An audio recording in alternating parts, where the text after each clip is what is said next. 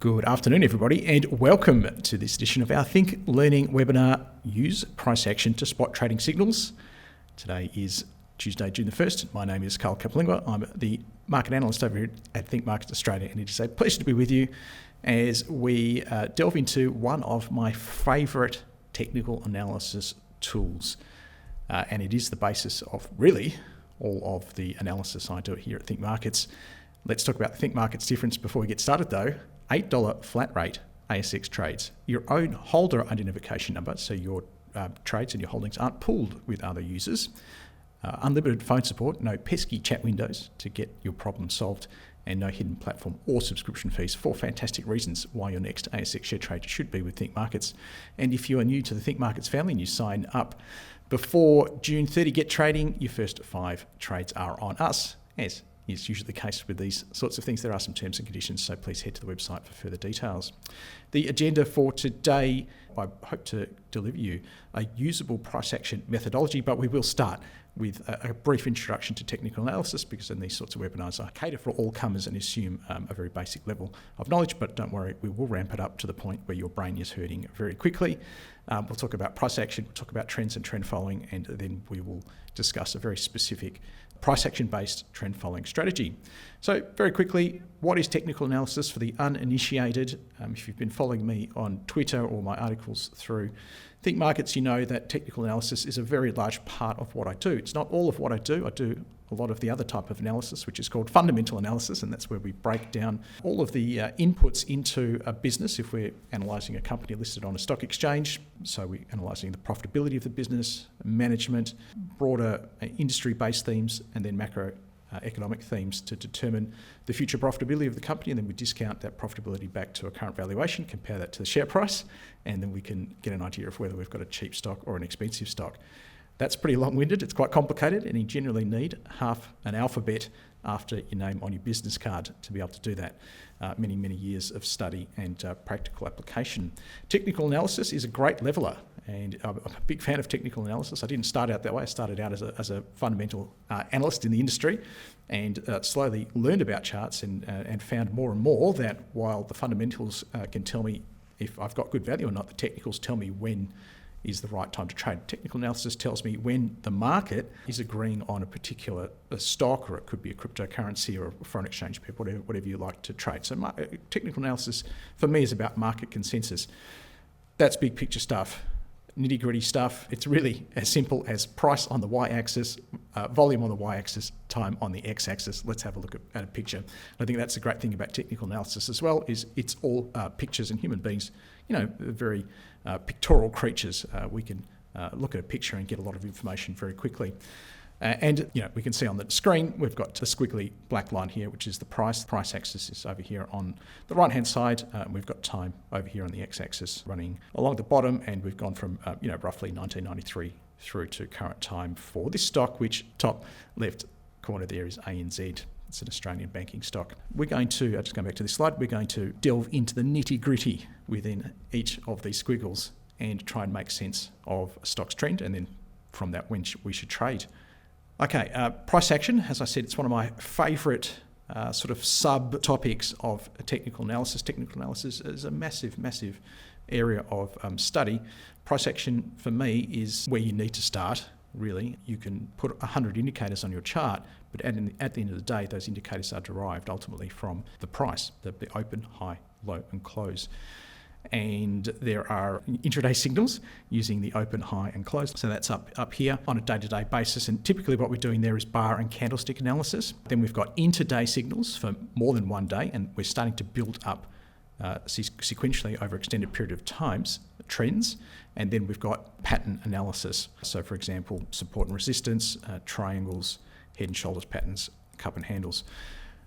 What I'm going to focus on today is this area here, and we have had other webinars in our Think Learning series that are focused on some of these other areas, and we will no doubt have other webinars where we'll focus on them in the future. I've got half an hour to teach you as much as I can about price action, and this is the area we're going to focus on today, which is identifying trends. For me, I like to see when trends are in alignment. So I need to identify short-term, medium-term, and long-term trends. If all those trends are in alignment, it's telling me that shorter term traders, now these are people who really are in a security, whether it be again a stock or a crypto or an FX pair, for a very short period of time. It might only be a few days, it might only be a few hours. But we're looking for, again, market consensus. What is the consensus of the shorter term traders? We've got medium term traders trading the market, creating supply and demand. They might be in the market for many, many days, up to weeks, and maybe up to a few months. What do they think about the market based upon their analysis? And then we've got longer term traders who are more positional. This is really, to me, this is the big money in the market, and you don't want to go against these guys. But they are trading not for days, not for weeks, they're trading for many months, if not years and beyond. So when we have an alignment of these three trends, we've really got an alignment of the various players in the market and a consensus that a stock or a crypto, whatever it is, the security could be hopefully heading in a particular direction. Now, don't forget, they're all doing their analysis in real time, and the demand and supply they're creating is based upon their expectations. So yes, there's this often an argument that technical analysis looks backwards, and certainly, we are seeing price history, but the analysis that is creating these three trends is based upon expectations. Okay, so we are almost looking into the future, and when we can get that alignment, we've got something very special. Okay, so let's work on some hard and fast, some very explicit definitions of these three trend timeframes that you can start using as soon as this webinar finishes. What we're seeing on screen is the short-term trend, and the short-term trend definition is very simple. It's simply based around the highs and the lows for each period on the chart. And if you can get yourself a chart and you can hover over a bar, it won't happen now because this is a PowerPoint slide, but if you can hover over a bar on your charting package, generally a little pop-up window comes up and it tells you what the high, low, close, volume, etc. is on the day. And the definition of a short-term uptrend, let's start with a short-term uptrend. I'm going to use this abbreviation throughout the presentation today of STUT, is simply today's high is higher than, let's call it H-1, previous high, and today's low is higher than L-1. Okay, and everybody should be able to do that on a chart. Now, there are some minor variations. We're going to see inside bars, outside bars, etc., but this is the most basic definition. As a tip, I would say ignore inside bars. A short-term downtrend is just the opposite. We've got now lower highs and lower lows. So today's high is now less than high -1, and today's low is less than low -1. And it's a very, very basic definition, but we're going to build this up. This is what the short-term traders are thinking. Moving on to the medium-term trends. Now, a medium-term trend is a series made up of a series of medium-term peaks and medium-term troughs, and we've got the abbreviations MTP for medium-term peak and MTT for medium-term trough. Now, medium-term peak is defined as the highest point, so we're looking at the absolute top of that particular candle or bar, the highest point between a short-term uptrend and a short-term downtrend. Now, I don't need to redefine those because we've got those definitions on the previous slide. You can see here higher highs and higher lows, which then change to lower highs and lower lows. And the peak is simply the highest point between the two. The trough is just the opposite. It's the lowest point between the short-term downtrend on one side and the short-term uptrend on the other side. And once again, as long as you can find a chart, hover over a bar, there's absolutely no reason why you can't spot every medium-term peak and every medium-term trough on a chart. So I'll just go through and draw the rest of these in. Medium-term peak here, medium-term trough, you've probably already spotted them. Medium-term peak and medium-term trough. It's important to note that we don't know where this next medium-term peak is going to be because it hasn't been formed yet, and we literally don't know until we have the short-term downtrend coming down the other side, and we're just literally waiting bar by bar for these things to occur. Never assume something's going to occur. Okay, the medium-term uptrend is defined as, well, remember, short-term uptrend was higher highs, higher lows, so it makes sense that the medium-term uptrend is higher medium-term troughs and higher medium-term peaks. Okay, medium-term downtrend is just the opposite, lower medium-term peaks and lower medium-term troughs. And the tricky bit here is understanding the point at which these medium-term trends commence. And it does kind of depend on what's coming before it at the start. So let's maybe focus more on the middle, and you'll understand what I mean by that in a second.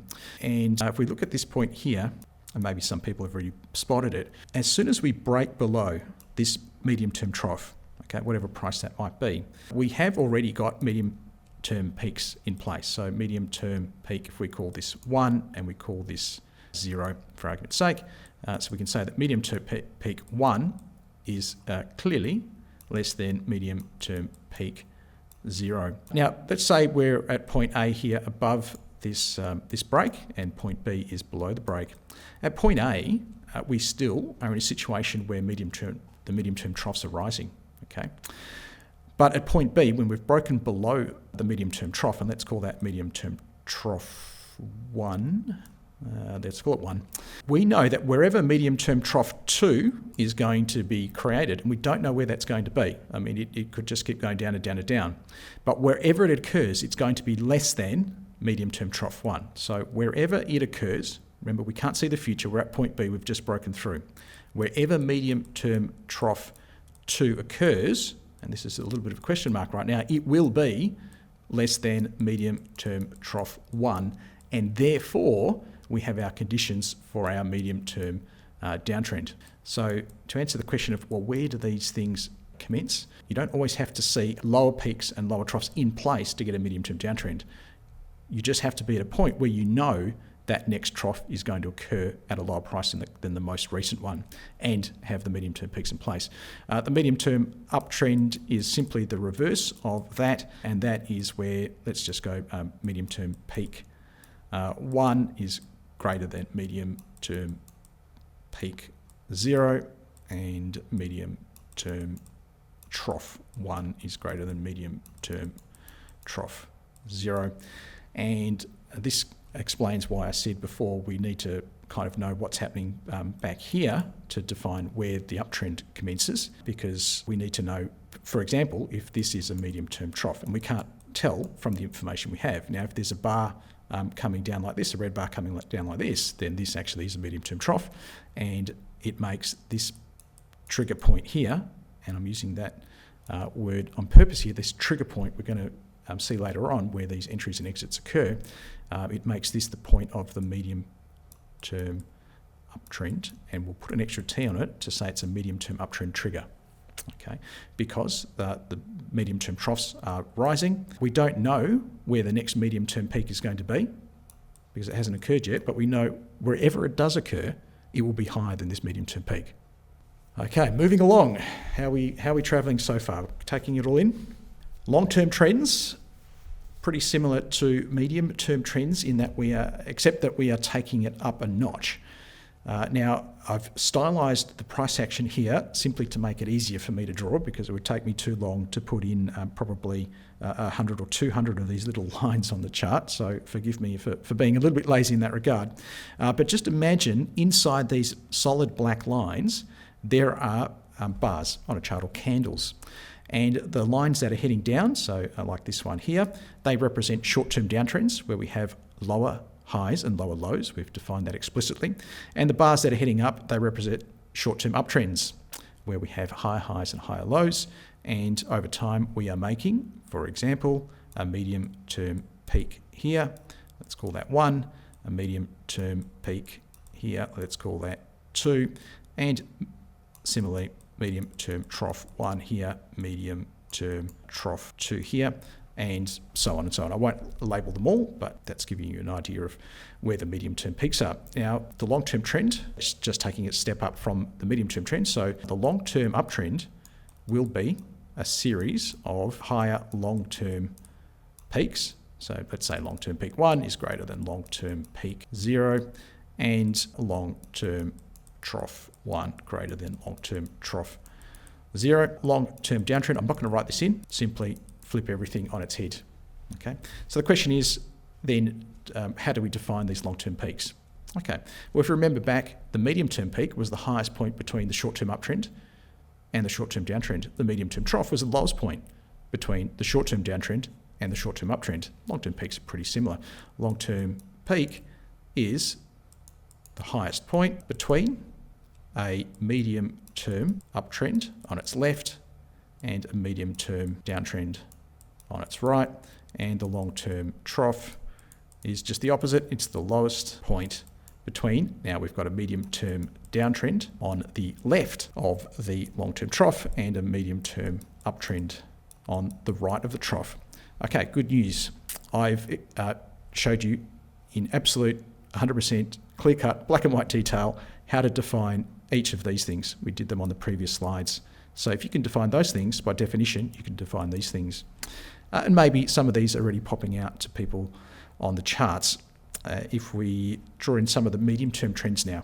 Okay, so this is a medium-term downtrend on this side because I have a series of lower peaks and lower troughs, lower medium-term peaks and lower medium-term troughs. Over here, we've got a medium-term uptrend because I have a series of higher medium-term peaks and higher medium-term troughs. Remember, of course, inside these black lines are individual bars. Over here, we move back into a medium-term downtrend and then a medium-term uptrend. And once you can plot these in, the long-term peaks and troughs should just drop out. So this medium-term trough 2 is also long-term trough, let's call it 1 on our chart. We'll call this long-term peak 1. This therefore becomes long-term trough 2. And we don't know where long-term peak 2 is. Okay, that is a question mark. We can't see that's formed, and we won't know until eventually we get potentially a medium-term downtrend over this side, which then solidifies whatever medium-term peak that is up here as the long-term peak. But we don't know that yet. And that's the beauty of this system. Each day you get more information, which can help you decide on what to do. So the question then becomes, well, where does the long-term trend start? Well, this is one of those trigger points, very similar to the trigger points we discussed on the last slide, where we have long-term troughs in place. So long-term trough 1, long-term trough 2 is in place, but we don't know if the long-term peaks are rising because we don't know what's happened back here. Okay, so let's say this was the IPO. This is the first day that the stock ever traded. It won't be until you've gone through this period of time until you get your long-term uptrend. And this is our long-term uptrend trigger here because we know that wherever long-term peak 2 is going to be formed, it will be formed higher than long-term peak 1. We don't know where it's going to be formed yet, but we know that wherever it forms, it will be higher than long-term peak 1. So this is our long-term trigger. Now, within this slide, we've also had many medium-term uptrend triggers, don't we? This one certainly, because that's a continuation point, but hopefully you're all screaming at your screen and saying, Carl, that's your medium-term uptrend trigger right there. Okay, that's a continuation point, certainly. But that's your trigger there. This is your downtrend trigger, medium-term downtrend trigger, and there are many others. That's an uptrend trigger. That's a downtrend trigger, for example. So there are short-term triggers, medium-term triggers, long-term triggers, and we're starting to now get a feeling of when we might actually get a trade out of this system. And it is a system because it's very explicit. Okay, it is a trend following system, to be more specific. So our goal, as we've explained, is to follow the money, and that increases, I believe, our probability of success. We're not trying to fight the market. It is adaptable to our trading style, short-term, medium-term, or longer term. We've talked about, I guess, really we've implied daily charts here, but you could take this model that I've given you and use it on a 1-hour chart, okay? Now, on a 1-hour chart, the idea of what is short-term, medium-term, and long-term is going to be very different. But because each of your bars represents only 1 hour, and to get medium-term trends, it might only take a few hours or a day or two to get a medium-term trend. It might only take a week to get a long-term trend, and that's very different from a daily periodicity. You can drag that down to a 1-minute chart, and you're going to get long-term trends that occur over a matter of a few hours. So you can dial this up very easily by just changing your periodicity to make this a short-term, medium-term, or longer-term strategy, depending on your trading style. The goal is to ride out those long-term trends and therefore make larger profits rather than being a really short-term in-and-out sort of system. One of the disadvantages of using price action and trend following more generally is that it is reactive. We are waiting for that next bar to come. We are potentially waiting a few days to get a trigger. Especially if we're looking at long-term trends, it could be a few months. And therefore the price may have moved up or down depending on whether we want to go long or short as a result of that. So we have this trade-off between our probability and our profitability, and that is unfortunately a trade-off that is very hard to get out of when it comes to trading in general.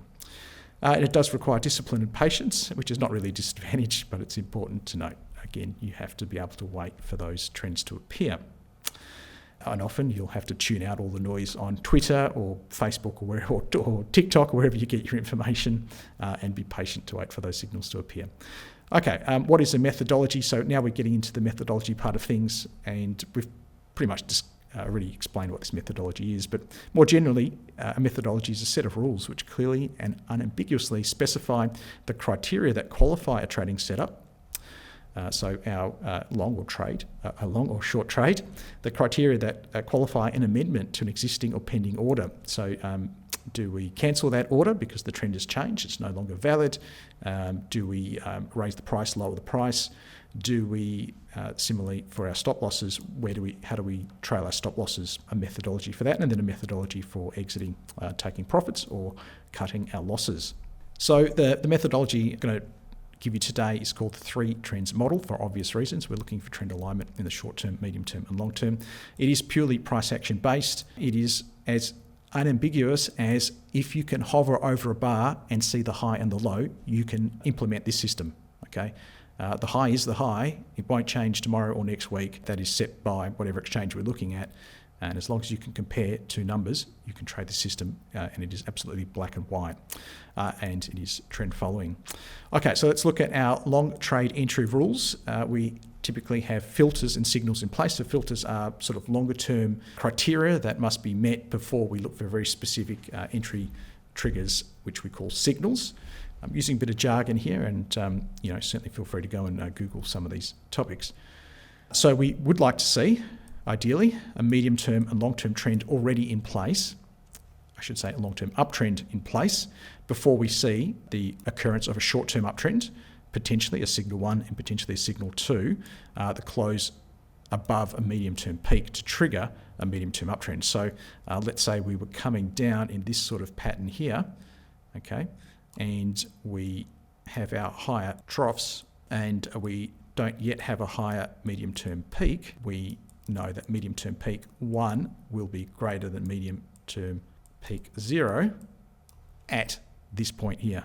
So at that point there, that is where that medium-term uptrend begins. Okay, so that is our signal 2.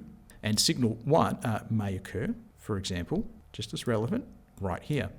So this is where the short-term uptrend reasserts itself. So we are already in a medium-term uptrend, tick, and we're assuming bigger picture, right? Bigger picture, we are already in a long-term uptrend, and then that short-term uptrend appears to give us our 3 trends in alignment. Okay, both signal 1 and signal 2 occur where those 3 trends are in place. In terms of trailing our exits, okay, we may use a new medium-term trough or the break of a medium-term peak as a trigger to trail a stop loss. We might then set those stop losses beneath one of the key troughs. So it could be medium-term trough 1 or medium-term trough 2 or 3 or 4, whatever you feel comfortable with. It'll be based upon how close, how much room you want to give a particular trend. Or we might use other volatility-based stops. For example, the average true range is very popular, or a combination where we're using the average true range in combination with a price action based stop loss. Okay, and I'll just go back a slide to show you how that might work. So let's say we've got an entry at trigger point A using signal 1. The initial stop loss could be set, for example, here beneath medium-term peak 1. If you feel more conservative and you want more support points in the way, you might go beneath medium-term peak 0, which should act as a support point because it was a previous resistance point, or you might go as far as here, but we're probably starting to get quite a ways away from our entry point. Okay, as the price, I'm just going to the next slide, as the price continues from our entry point, let's assume that this is our entry point, and we form, for example, a new trough. So at point A, let's say this is our initial stop loss, call it stop loss 1. At point A, we may then move our stop loss up potentially, so we'll call that stop loss 2, and then it's pretty straightforward. At point B, we might then come up here, stop loss 3, and so on and so forth. But we're not making these moves, we're not taking any action until we're getting our cues from our price action, and they are 100% black and white. I won't go into great detail on the short trade because I want to get to our case studies today. I'm just looking at the time also, but just turn everything I've just drawn on the screen on its head. It's just the opposite. Okay, and similarly for the trade exits.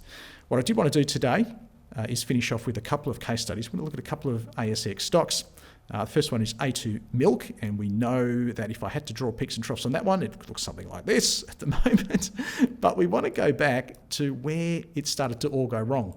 Okay, and see if we could have spotted a better exit level. Hopefully nobody listening today has A2 Milk and they're still holding on, because you'll be kicking yourself when you see where we might have gotten out. And maybe we'll have a look at the anatomy of a major low where we've got Fortescue Metals Group, which is one of the better performing stocks on the ASX over the last sort of 12, 18 months, and see maybe, obviously we had COVID and it was coming down, and maybe, where we could have spotted it to get in. Okay, so that's the idea. We're going to go to the real charts now and do some drawing. And on screen, I have a program going. So this is this particular charting package here is called Amy Broker, not affiliated with Think Markets. It's a one-off purchase. Go and Google it, all right? But it's a programmable charting package where I can go in the background and literally go, if H1 is greater than H0, and like an Excel formula, and L1 is greater than L0, then make the bar green. And if it's the opposite, if it's a short-term downtrend, make the bar pink. Okay, so it's a very simple little program going in the background to colour the bars based upon short-term uptrends and short-term downtrends. So the light green is obviously the short-term uptrend, and the pink is the short-term downtrend. And then we can get a little drawing tool like this, and maybe we'll go for a black line and draw in our peaks and troughs. And we're just starting at a point a little bit back in the past from the all-time high, and we're drawing them in. And once we've got the colours there, it's very nifty, because if they were all, for example, black and white candles, sometimes it's very hard to spot where the highs and lows are. So forgive me for taking the easy way out, but I'm sure you'll understand why. And it's also not that hard to get onto your own charting package if it is programmable, and put in some of these little rules to make your life easier as well. Okay, so hopefully these peaks and troughs are starting to look like some of the ones I was just drawing in the presentation there, and I don't know where that one's going to end, so I can't draw it. Okay, so literally I'll go escape, and we have the benefit of hindsight, don't we? We can go forward and see exactly where that one ended, and maybe we'll pick that one up and keep drawing it. That's quite an interesting one. Okay, so we're looking at a period of around about 30th of June 2020, okay? And, to be fair, A2 Milk had a pretty good rally out of those COVID lows. Okay, so this is where COVID hit. This is the move down for COVID.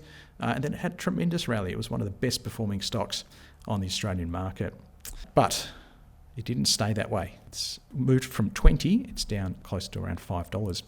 What I will do now is I'll draw in, and we'll try and make these different colours. Let's go for that one. We'll go medium-term uptrend over here, and we'll go medium-term downtrend here, medium-term uptrend here, and I need to be a little bit careful on where I put these. Medium-term downtrend here, I reckon, and sometimes you may need to check some of these prices here. I wonder if that high there, 1994, how that compares to, it's actually the same. It's actually an equal high, 1994 and 1994. So technically that's not a medium-term uptrend, because those are the same. So this medium-term downtrend actually persists all the way through here until we get a little uptrend here. It's only small, but it is a valid one. Medium-term uptrend. This is pretty clear-cut over here. Medium-term downtrend. There's a little medium-term uptrend here. And let's assume that the rest of this pretty safe assumption is medium-term downtrend. Okay, let's now fill in where the long-term peaks are, and we might make these blue. So there's a little medium-term downtrend here, so let's go long. It's a long-term trough, and let's call it 1, long-term trough 1, long-term peak 1, long-term trough 2. This is going to be long-term peak 2, and so uptrend. So we've got downtrend, uptrend, downtrend, uptrend. So a little one in here, long-term trough. We're up to 3. long-term peak, let's call that 3, and but we probably don't need the other ones because we're already in a long-term downtrend. Hopefully you can see that long-term trough 4, long-term peak, and that will be 4. Let me just double check I've got everything right. So we go up, down, well technically down, up, peak, down, up. Now I think that's right. I mean there's some conjecture as to whether this is also a long-term peak, but I think it's fairly safe to say that this one supersedes that one. So we'll just stick with what we've got on screen. The question then becomes, okay, if I own A2 Milk, it's done very well for me. Where do I start to get really concerned about it? If I'm a long-term investor, I'm probably not as concerned by some of those medium-term ebbs and flows, but I certainly would be more concerned if the long-term trend turned against me. Then that might be where I would exit. But certainly, in fact, you'd have to exit. You'd be compelled to exit at that point. Lower long-term peaks in here. Long-term trough. We don't know where long-term trough is going to be when we break beneath this point here, and it's here. It's here. This is where the long-term trend changes to down. So we actually got a really early signal on this long-term downtrend trigger right there. Lower peaks, and wherever that next trough is, it's going to be lower than that one. So if you had A2 Milk, I believe that would be your exit point. And it's going to be around sort of that 1850 mark, which would have been a pretty good place to get out of it, given what it did after that. Okay, that's the case study for the top, and you'd be getting out of a long trade. Let's do the Fortescue one very quickly as a case study for the low, and we'll zoom in on what happened after COVID again, and we have a medium-term downtrend over here. A little medium-term uptrend, medium-term downtrend again, medium-term downtrend hasn't changed, but it has now. Another medium-term downtrend, back into a medium-term uptrend, and that's probably enough price action, although you can get quite addictive drawing these lines in. Let's switch to finding where our trends are. So that's our medium-term downtrend here. We get a little uptrend here, back into a downtrend. Eventually we do go into medium-term uptrend, but the trigger is around about here. We have a little downtrend in here, and then we get back into medium-term uptrend. Let's draw in our long-term peaks and troughs. Let's make them blue, and there's a little one there, so let's call that long-term peak 1, long-term trough 1, long-term peak 2. So we're very much still in the long-term downtrend here. Long-term trough 2. Hopefully you're screaming at your screen already. You can see where this trend changes. Long-term peak, let's call that 3, and then this is going to be, and I've slightly misdrawn that, but it won't make a difference. Long-term trough 3, and I reckon the trigger point for this long-term trend, it's a bit wobbly here, but and you can exercise your degree of safety. Look, it's sort of here or here, depending on how aggressive you want to be. And there are, there are other ways to, other rules that you can use. For example, if you take out a long-term peak and you haven't yet formed higher peaks and troughs, the fact you've taken out that peak, we'll set this as a trough and the next peak will be higher. So that's a potential entry point. It's quite an aggressive entry point because you might want to wait for what we've seen here, which is the traditional sort of higher troughs come in first and then the higher peaks. So look, it's either here or there, but it didn't make a huge amount of difference. We're talking about 12 versus 1250 in the context of a move that was substantially more. And ladies and gentlemen, I can't make this stuff up. It is just higher highs, higher lows, and those are very, very explicit, very clear-cut entry points that if you get proficient in the system, you really can't stuff up, as much as I'm sure many of you will try. Okay, that's it for me today. Thanks for joining me. if you liked what you saw today, we have a bunch of other regular updates on the website, news, views, opinions, lots of charts. Head to the market news section to find out more. If you like, you can follow me or the Think Markets handles on Twitter, and I do have regular charts that I put out on Twitter each day. Head to the webinar section of the website to register for all of our other webinars. We have lots of them coming up. Ask the Experts next week, where you get to bring your portfolio to the table. Ask me about any stock in your portfolio, or it could be a crypto or an FX or a commodity, and I'll do a quick technical, certainly, and a fundamental where possible on that. On the 15th of June, we have our top 3 stocks series continuing, this time top 3 ASX mining stocks. We're going to succumb to the dark side here and do a crash course in crypto. We're starting to increase our coverage of crypto, and then we'll revisit our 3 turnaround stocks, which coincidentally A2 Milk was in, Appen was in there, Treasury Wine Estate was in there, and Kogan. And last time we reviewed these stocks, we said basically that we wouldn't buy any of them, which has turned out to be a very good call. So we're going to revisit those and see, we'll check the price action and see if it's time to get back into them, and we'll have a look at one new one as well. Disclaimer is very important. Everything we've just discussed today is general advice. Before making your own investing decisions, please do your own research and consider everything that you have before you. We are a regulated Australian broker. We do have some products that could see you lose more than your deposits. So again, it's important to consider your risks, read this disclaimer carefully, or if you have any questions at all, please give us a call. It has been a pleasure chatting with you today about price action. I hope this is the start of your ongoing interest in price action and technical analysis. All the best for your trading until we catch up again. Bye-bye for now.